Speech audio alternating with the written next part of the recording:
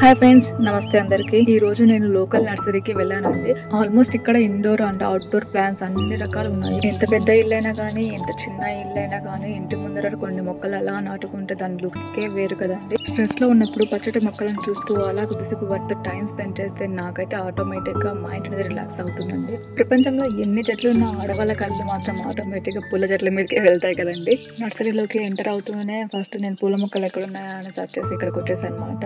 ఇక్కడైతే multiple types of roses ఉన్నాయి. Rose colour, baby pink colour, white colour, green colour and orange colour, brown colour, చాలా అంటే చాలా మంచి కలెక్షన్ ఉంది. సో నేను వీటిలోంచి yellow colour, cream colour, brown colour and rose colour flowers అయితే తీసుకున్నాను అనమాట. వాటితో పాటు 2 కుండీలు తీసుకున్నాను అనమాట.